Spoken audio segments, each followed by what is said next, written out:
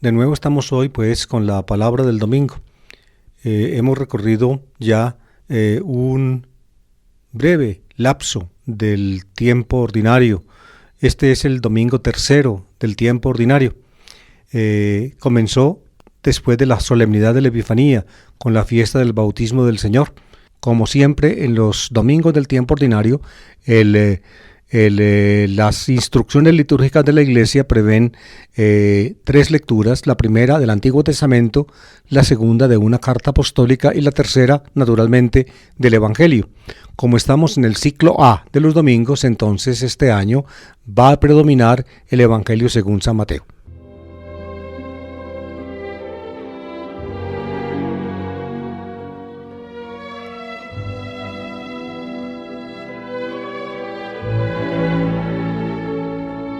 La primera lectura está tomada del libro del profeta Isaías.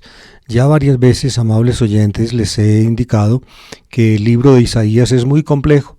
Abarca 66 o comprende 66 capítulos. No todos provienen, o mejor dicho, se refieren al llamado profeta Isaías o primer Isaías. Los eruditos actuales, desde hace ya buen tiempo, hace como un siglo, han sabido distinguir en el profeta Isaías tres colecciones diferentes. La primera en los capítulos 1 a 39, la segunda de los capítulos 40 a 55 y la tercera de los capítulos 56 a 66. Y como autores, digamos, entre comillas, de esas colecciones, aparecen pues Isaías. Con eso se refieren al profeta que vivió en Jerusalén en la segunda parte del siglo VIII a.C., precisamente en un programa que yo hago por esta emisora todos los martes de 11 a 12 del día. Estamos hablando precisamente de esa época de la historia, de la época de la crisis de israelitas y judíos con el imperio asirio, y hemos estudiado con algún detalle el libro de Isaías. Pues bien, a este Isaías, el histórico, lo llaman, en cuanto a su obra, el primer Isaías, para distinguirlo del llamado segundo Isaías, un profeta anónimo al cual se le adjudican los capítulos 40 a 55, y luego el tercer Isaías, otro profeta anónimo al cual se le adjudican los capítulos 56 a 66. Como los bloques del segundo Isaías y del tercer Isaías fueron añadidos secundariamente al libro de Isaías, por eso, fíjense, los eruditos no han encontrado un mejor nombre para estos dos profetas anónimos que Isaías. Y para distinguirlo del Isaías histórico los llaman segundo Isaías y tercer Isaías. Pues bien, queridos oyentes, el texto que toca leer hoy en el capítulo 9 corresponde al primer bloque y despierta la impresión de estar en relación exactamente con la época en que vivió Isaías. Por tanto, a pesar de las grandes dificultades críticas que se dan para estas investigaciones, muy probablemente detrás pues de estas palabras que vamos a escuchar en el día de hoy, se deja sentir el genio de Isaías, es decir, de ese profeta que vivió en Jerusalén en la segunda parte del siglo VIII y le tocó, afrontar un tiempo muy difícil. Los asirios, el gran imperio de Oriente, en el norte del actual Irak, actualmente, cuya capital era Nínive, atacaron toda la región de Palestina y de Siria, se apoderaron de ella. De esa manera perecieron los dos reinos que quedaban al norte de Jerusalén, el reino de Israel, cuya capital era Samaria, y el reino de Siria, cuya capital era Damasco. Sin embargo, el reino judío, cuya capital era Jerusalén, fue preservado, y esto para los judíos evidentemente fue un signo de la benevolencia de Dios.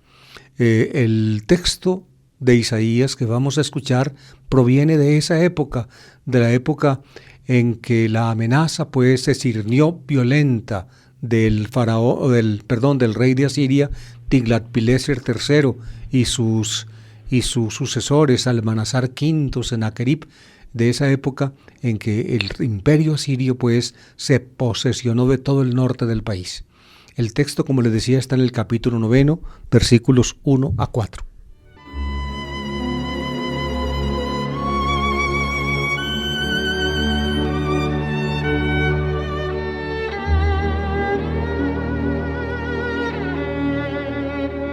Dice así: en otro tiempo el Señor humilló el país de Zabulón y el país de Neftalí. Ahora ensalzará el camino del mar, al otro lado del Jordán, la Galilea de los gentiles. El pueblo que caminaba en tinieblas vio una luz grande. Habitaban tierras y sombras, y una luz les brilló. Acreciste la alegría, aumentaste el gozo. Se gozan en tu presencia como gozan al segar, como se alegran al repartirse el botín. Porque la vara del opresor, el yugo de su carga, el bastón de su hombro, los quebrantaste como el día de Madián.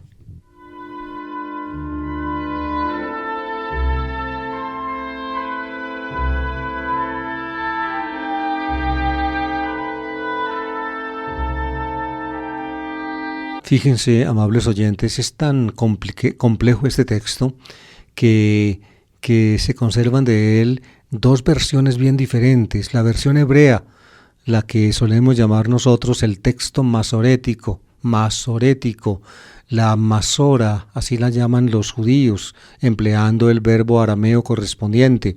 Es el texto tradicional, el texto hebreo tradicional, texto masorético, es decir, el que se conservó digamos con copias manuales en las sinagogas desde tiempos inmemoriales, los más antiguos documentos de la Masora, es decir, de los textos hebreos de la sinagoga, provienen de los siglos VIII, IX de nuestra era, el texto masorético, el texto hebreo. Pero el texto hebreo de la Biblia fue traducido al griego de la época antes de Cristo, es decir, en los siglos III, II antes de Cristo. Lo tradujeron en Alejandría, judíos que hablaban griego y que conocían el hebreo.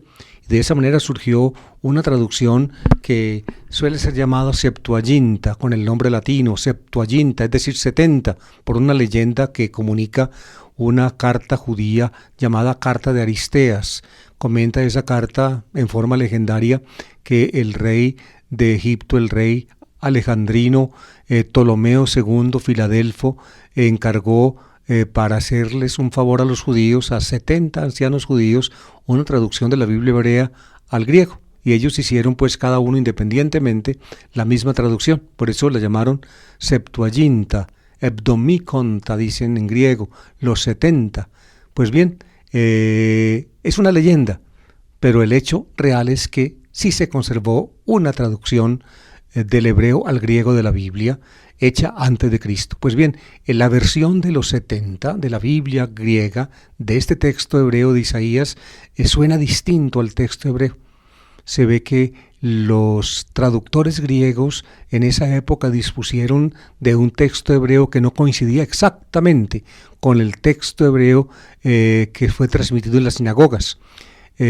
San Mateo, concretamente, como vamos a ver más adelantico, que escribe en griego, conoce tanto el texto de la Septuaginta como el texto hebreo y presenta una versión en el texto que vamos a escuchar más adelante, una versión mezclada de ambos. En fin, estos pormenores que les estoy dando son un poco complejos, pero indican pues, digamos, el panorama que tiene que afrontar un investigador bíblico cuando llega a estos textos.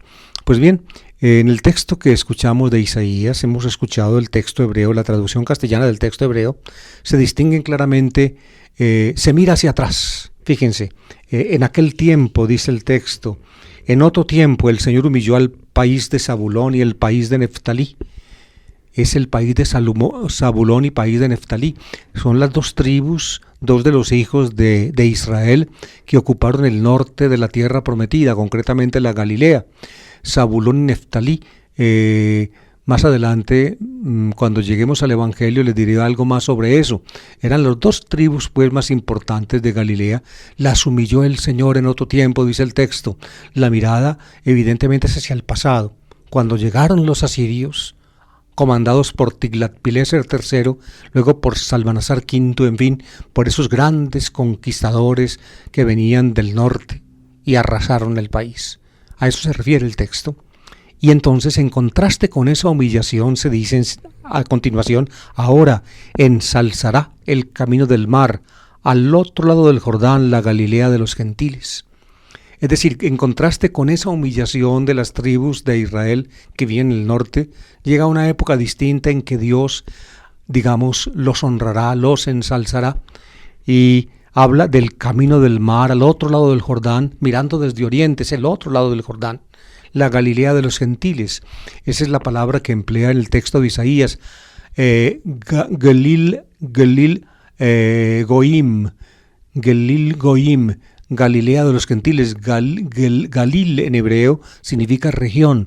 La región de los gentiles en griego se traduce Jora ton etnon, la Galilea de los gentiles, la región de los gentiles. ¿Por qué? Porque cuando los asirios expulsaron a los restos de Israel o a las tribus israelitas que vivían allí, al tomarse el territorio, trajeron gente que no era israelita a habitar allí.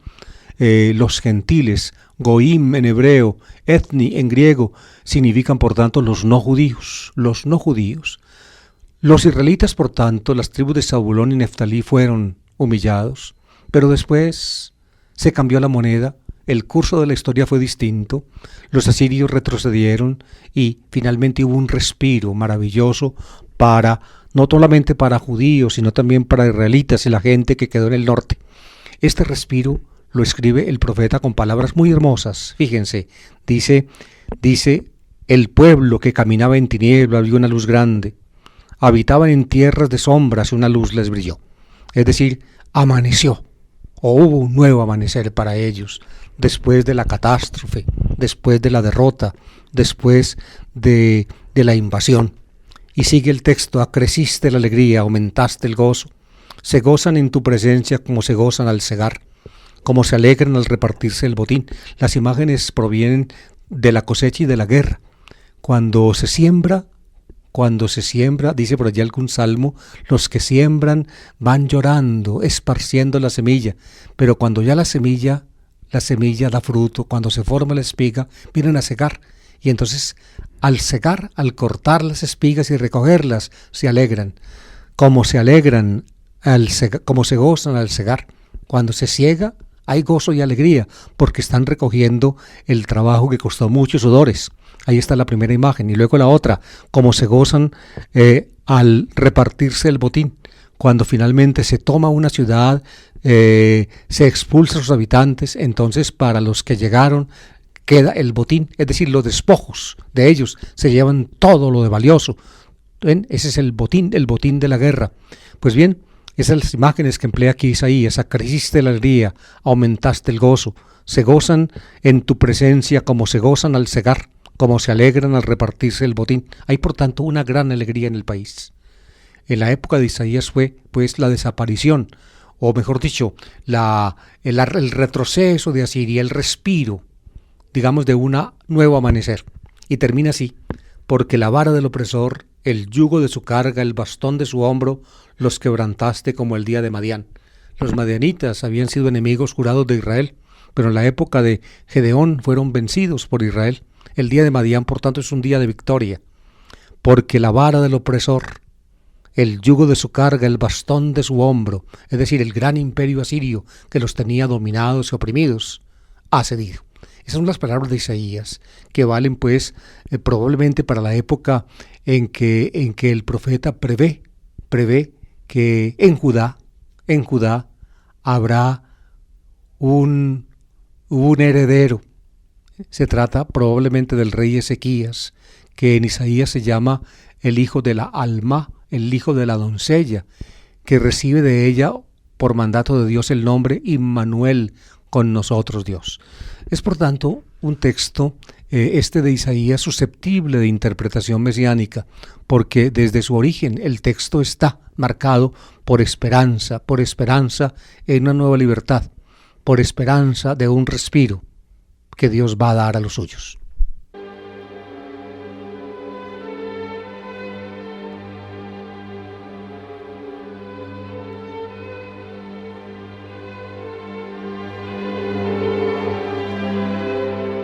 La segunda lectura de este domingo, el tercer domingo del tiempo ordinario, está tomada de la carta del apóstol San Pablo a los Corintios, la primera carta. Les dije con motivo del comentario del domingo pasado que los liturgistas que prepararon estos textos, estos formularios para la liturgia de la Eucaristía, empezaron en el segundo domingo con la carta primera a los Corintios en el ciclo A. Pues ahora siguen con la primera carta a los Corintios. El domingo pasado leímos el prescripto, así se suele llamar, es decir, la introducción formal de la carta que escribe Pablo, que se ajusta pues a la costumbre de Pablo derivada de el formulario de las cartas que se escribían en ese tiempo, el nombre del destinatario, el nombre del remitente, el nombre del destinatario y el saludo. Aquí ya Pablo, después del saludo y de una breve acción de gracias, Pablo empieza a tratar el tema, tal vez el tema principal de su carta. Pablo parece que en estos versículos que vamos a leer enseguida, Pablo desvela el problema profundo que había en Corinto. Corinto fue una comunidad cristiana que Pablo mismo fundó cuando, acompañado de Silvano, Silas y Timoteo, llegó allí bajando por la península, por Macedonia y luego por Acaya. Se radicó en Corinto alrededor de año y medio.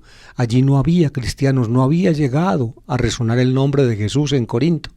Pablo, acercándose a la sinagoga de los judíos primero, logró convencer a muchos judíos y también a no judíos para abrazar la fe cristiana, y así formó pues o fundó lo que él llamaba la iglesia de Dios que está en Corinto. La iglesia del Dios que está en Corinto, así la llamaba él, así la llama al comienzo de esta carta. Pero Corinto era una ciudad cosmopolita, era un puerto en el sur de Grecia, imagínense, un puerto obligado de paso para las naves que venían del oriente del Mediterráneo con dirección a Roma y luego a España, imagínense. Era por tanto, aún los que subían de Alejandría, de Egipto, hacia Roma, podían pasar por Corinto. Era, había mucho comercio allí. Y ustedes saben que cuando hay un puerto y hay mucho comercio, hay mucho trabajo. Y entonces hay muchos estibadores y muchos trabajadores. Y donde hay muchos hombres trabajando en un puerto, hay muchas mujeres que se aprestan a servirlos. Ustedes saben a qué me refiero. Por tanto, Corinto era una ciudad muy difícil.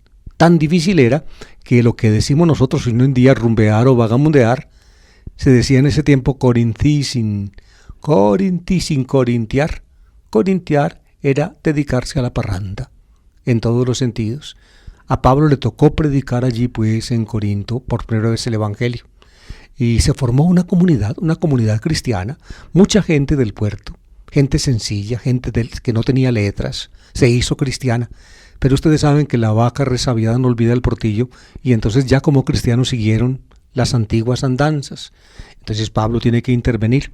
Pero lo peor de todo no fue eso, no fue la debacle, diría yo, moral de Corinto, sino también que después de que Pablo predicó allí, llegaron otros predicadores cristianos que tenían unos énfasis distintos a los de Pablo, que miraban algunas cosas de la fe con ojos diferentes a como las miraba Pablo, que empezaron, diría yo, a cosechar en tierra cultivada y sembrada por otro, y empezaron de alguna forma a arrancarle al sembradío de Pablo frutos para ellos, a formar, diría yo, una especie de iglesia dentro de la iglesia o de grupitos dentro de la iglesia.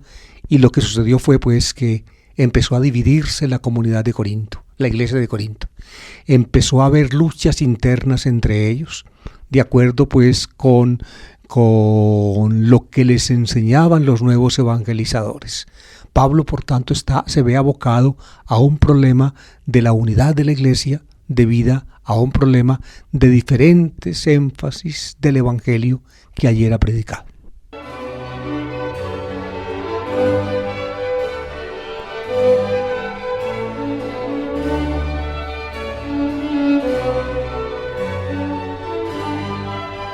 Primera Corintios, capítulo 1, versículos 10 a 13, y luego se añade el versículo 17. Dice así: Hermanos, os ruego en nombre de nuestro Señor Jesucristo, poneos de acuerdo y no andéis divididos.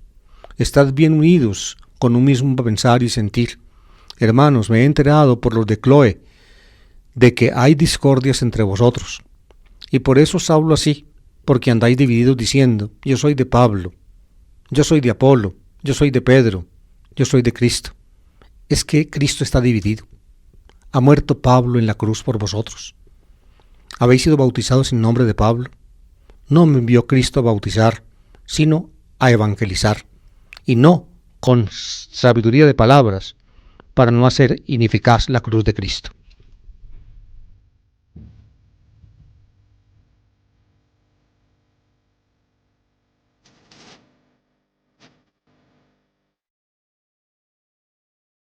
Fíjense pues el consejo que les da Pablo de una vez: no andéis divididos, poneos de acuerdo en un mismo pensar, un mismo sentir. Eso había en Corintios, schismata, es la palabra que Pablo emplea, schismata.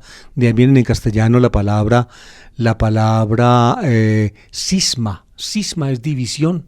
De ahí viene también scissors en inglés. Scissors son las tijeras. Las tijeras, ¿ven? Las tijeras de esa misma raíz. Estaban divididos los corintios, había grupitos allí. ¿Y por qué había grupitos? Porque les habían predicado el evangelio no solamente Pablo, sino también otros.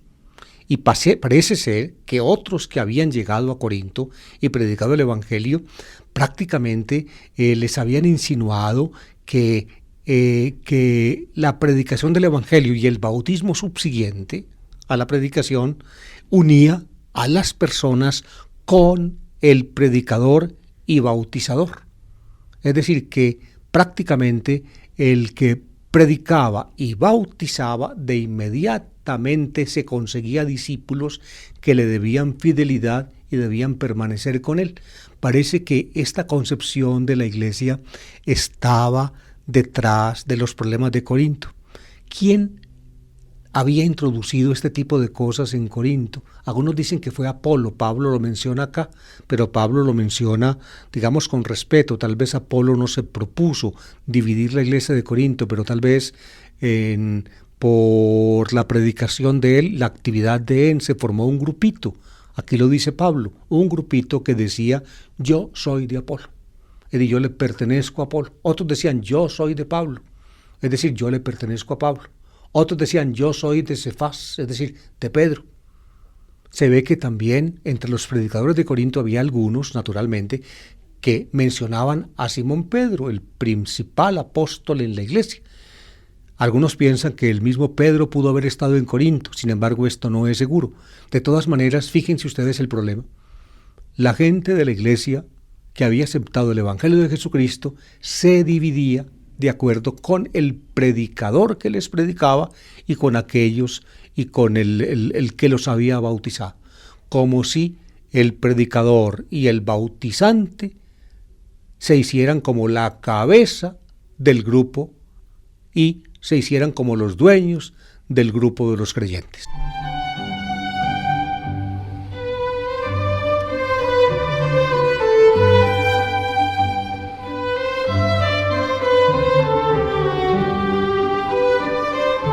¿Cómo supo Pablo que en Corinto estaba pasando eso? Fíjense, estuvo en Corinto como año y medio y fundó la iglesia y luego pues llegaron otros, como les he contado.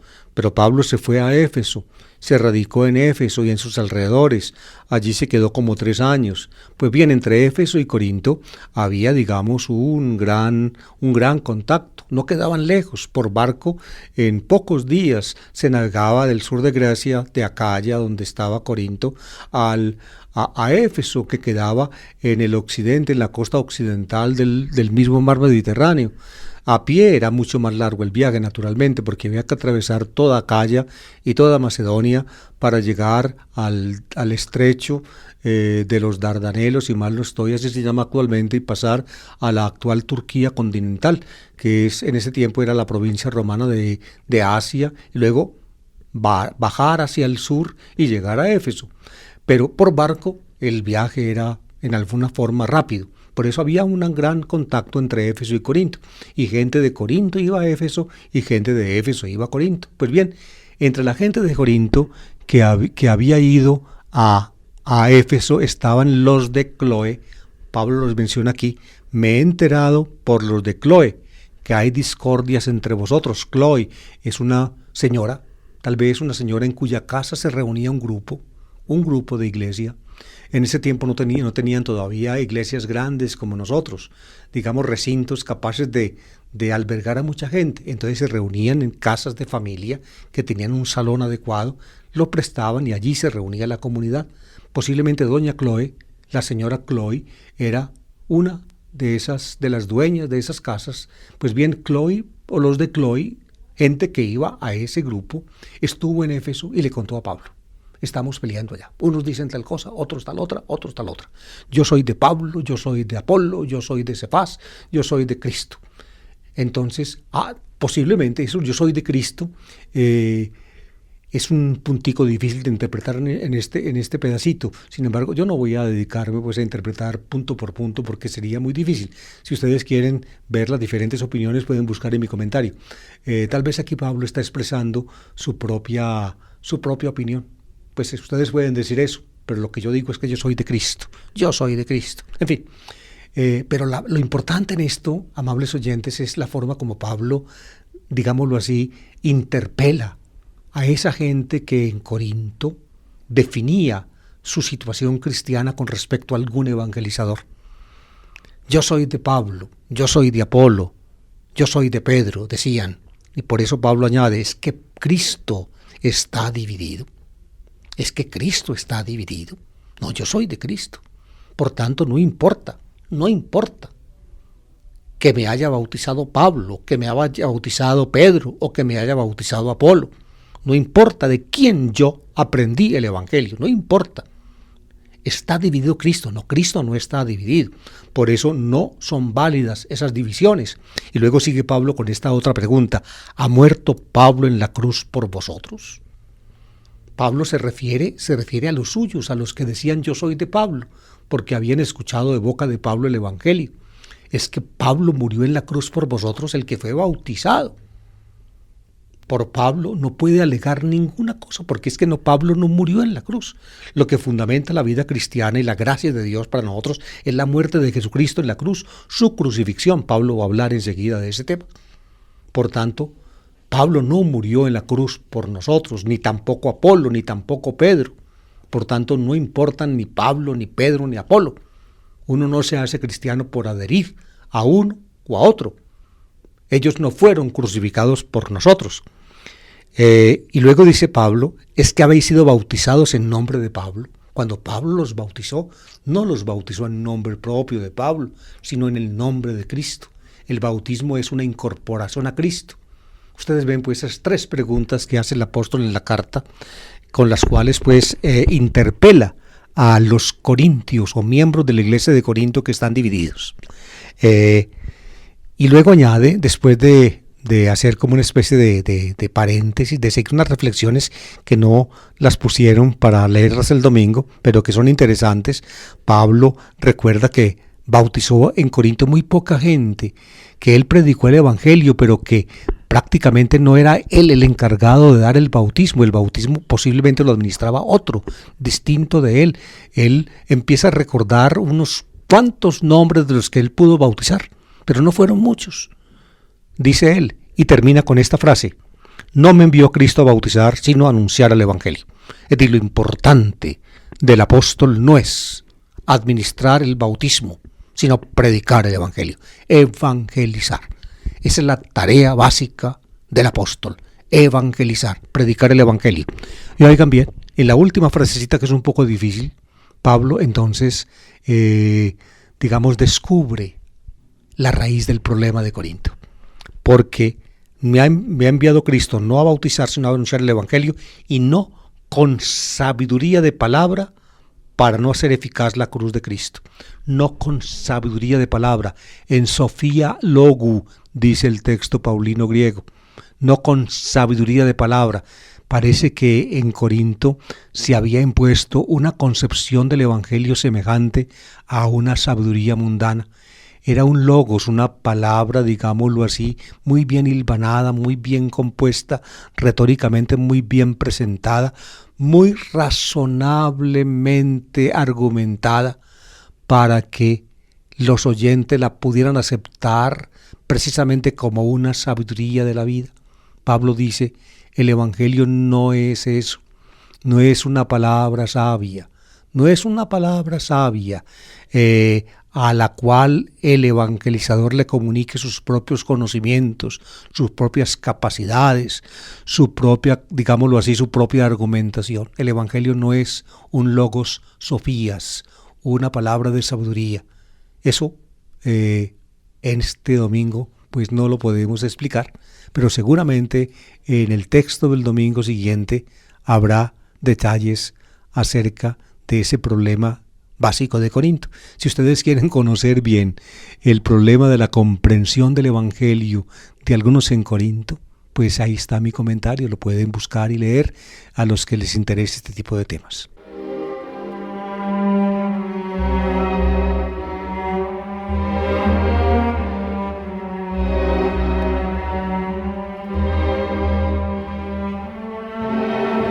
Y llegamos así a la tercera lectura del Evangelio según San Mateo.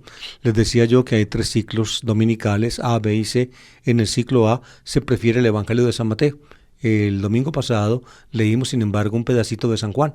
Pero ahora ya sí el ciclo A va a tomar a San Mateo. Solamente en el Cuaresma y en Pascua pues se van a tomar textos de otro lado, pero en este domingo y el próximo del tiempo ordinario vamos a leer a Mateo. Esta vez toca leer el capítulo 4, versículos 12 a 23.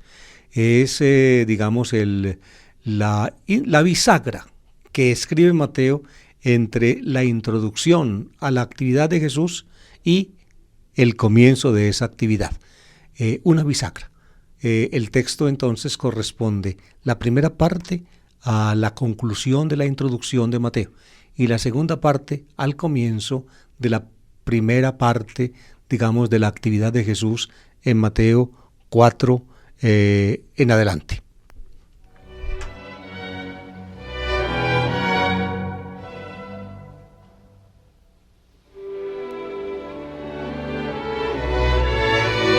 Pues bien, ahorita que nos va a tocar pues estudiar a Mateo, leer a Mateo en este año, yo les recomiendo mi comentario de Mateo. Tiene 2 volúmenes muy grandes, muy amplios.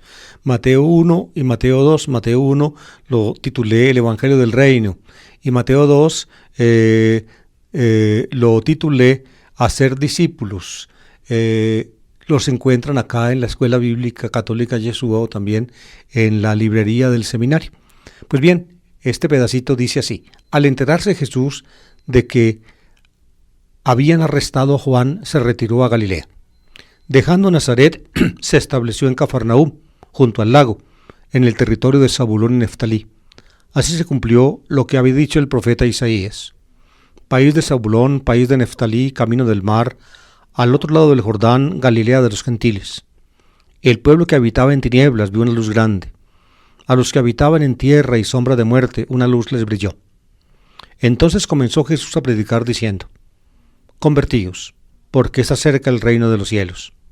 Pasando junto al lago de Galilea, vio a 2 hermanos, a Simón, al que llaman Pedro, y a Andrés, que estaban echando el copo en el lago, pues eran pescadores. Les dijo: venid y seguidme, y os haré pescadores de hombres. Inmediatamente dejaron las redes y le siguieron. Pasando adelante, vio a otros 2 hermanos, a Santiago, hijo de Zebedeo, y a Juan, que estaban en la barca repasando las redes con Zebedeo su padre. Jesús los llamó también. Inmediatamente dejaron la barca y a su padre y lo siguieron. Recorría toda Galilea, enseñando en las sinagogas y proclamando el evangelio del reino, curando las enfermedades y dolencias del pueblo.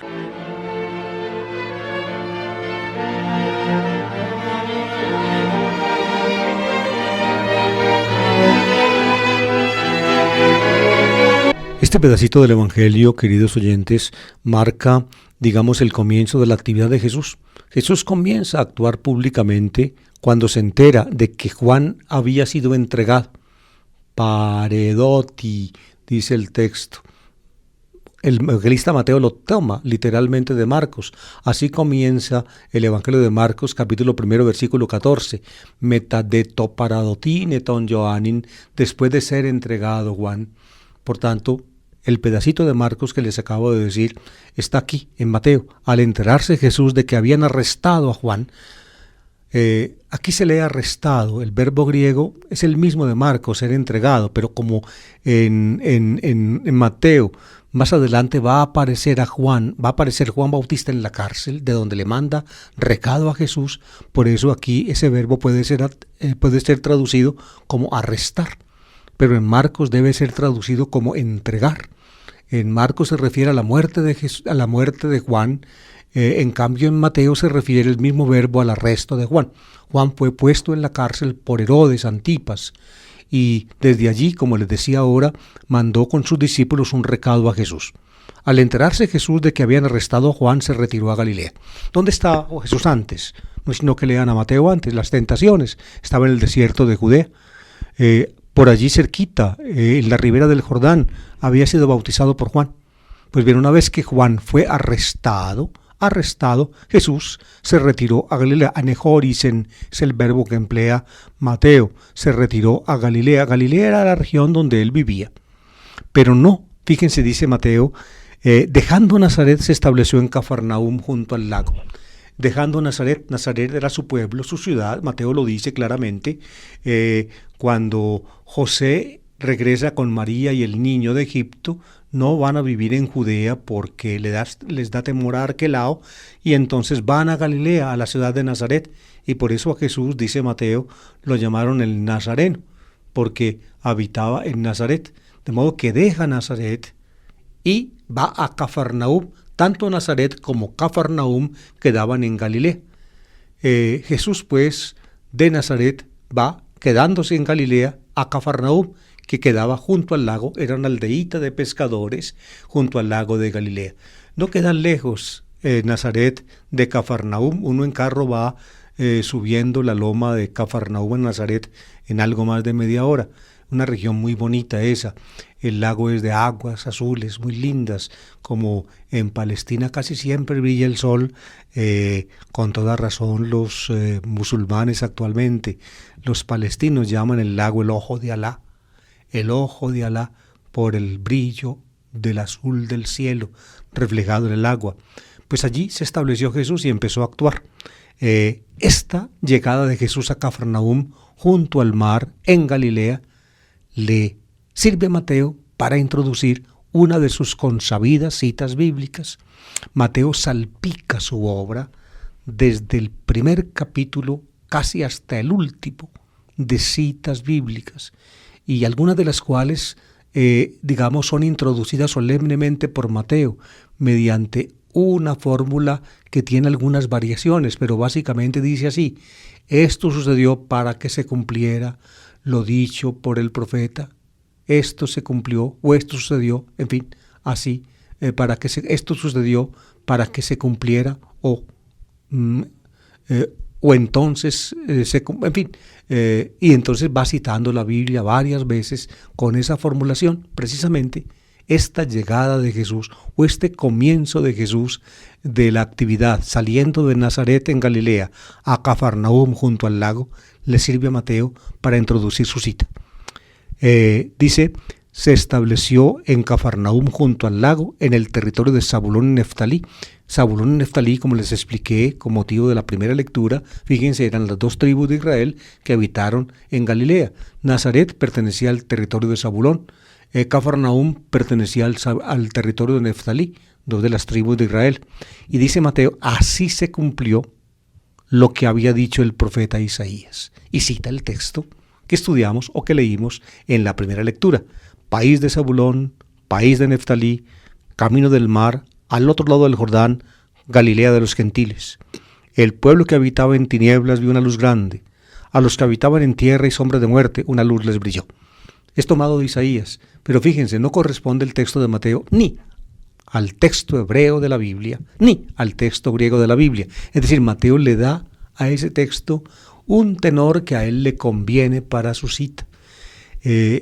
Comprender esto exige un poquitico de gimnasia mental y de diría yo, de purificación de creencia.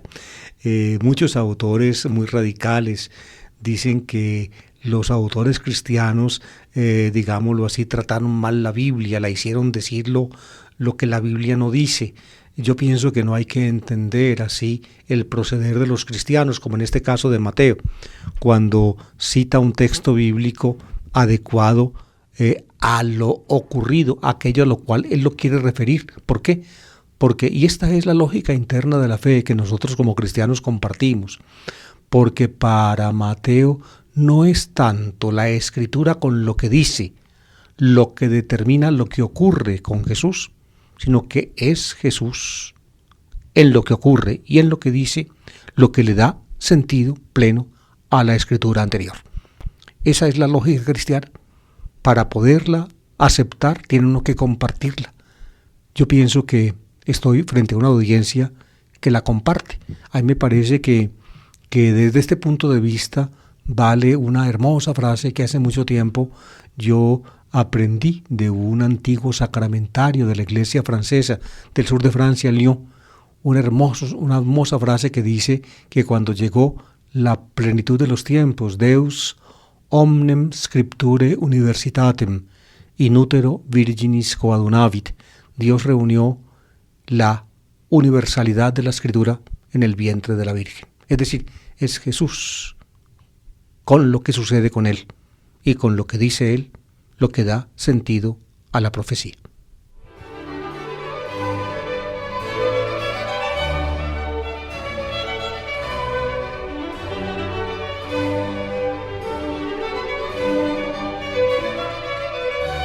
Fíjense pues, queridos oyentes, cómo interpreta Mateo la actuación de Jesús en Galilea.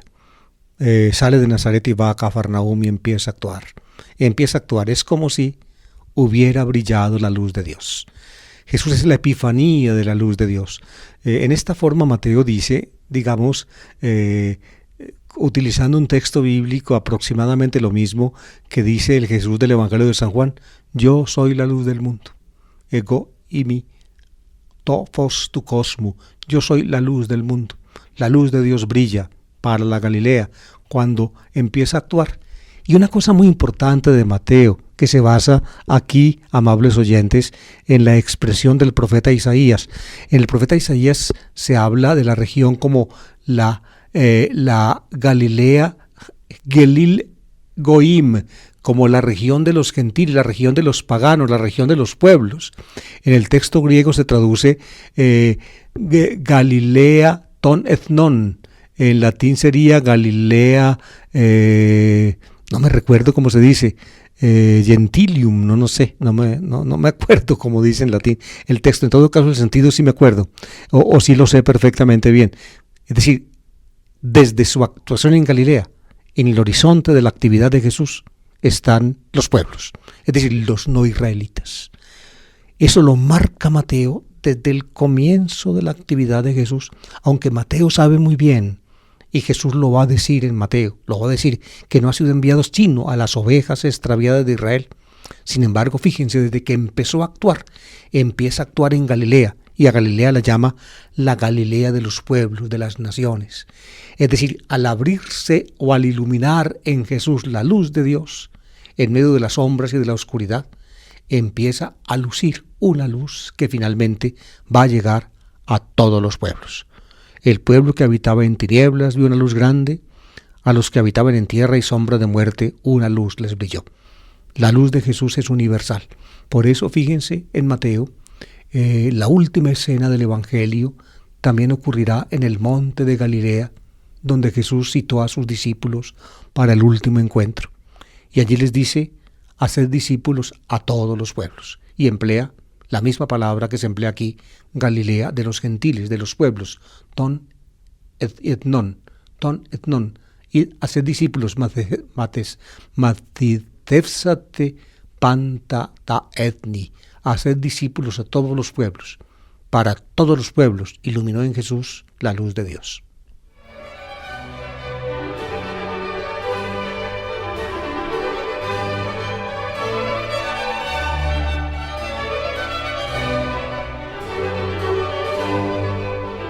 Y ahí sí, pues empieza Mateo la primera parte de sus evangelios. Apotote, dice él, ixato Jesús, empezó Jesús apotote, Es la expresión con que Mateo comienza la primera parte y luego con la misma expresión va a comenzar después de la confesión de Pedro la segunda parte. Así, digámoslo así, repitiendo la expresión, comienza Mateo las dos partes básicas de su obra. Apotote ixatu Jesus, querisin legon, a predicar diciendo, y viene la gran frase de la inauguración de la predicación de Jesús, metanoite, porque está cerca, es decir, convertíos, joti, ingiken y basilia ton uranon, porque está cerca el reino de los cielos. Ahí está pues la frase inaugural, el resumen, la síntesis de la predicación de Jesús. Convertíos, porque está cerca el reino de los cielos. Esa frase la puso Mateo antes en boca de Juan Bautista.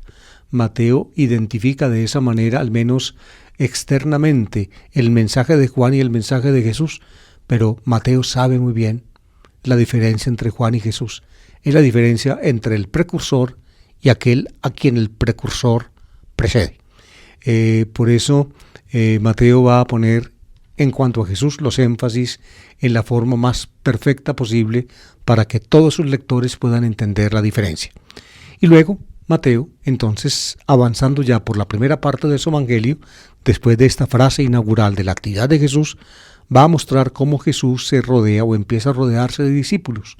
Dos parejas de hermanos, galileos ellos, Simón y Andrés, la primera pareja, y luego Santiago y Juan, hijos de Zebedeo, la segunda pareja, son llamados por Jesús para ser asociados con él en esta tarea de el evangelio del reino. To evangelion tis basilias, es una expresión de Mateo. Yo la tomé de Mateo precisamente para ponerle título al primer volumen de mi comentario, el evangelio del reino, así lo llamo yo, el primer comentario, Mateo 1, los primeros capítulos de Mateo. To evangelion tis basilias, el evangelio del reino. Dios Jesús anuncia que es imprescindible convertirse, cambiar internamente, porque el momento de la irrupción del poder de Dios y del amor de Dios ha llegado. Hay que darle campo a Dios en nuestro corazón. Y la forma de darle campo a Dios en nuestro corazón, según Mateo, es la metania, es decir, el cambio de la mente, y a partir de la mente también el cambio del corazón y el cambio de la vida y el cambio de la conducta.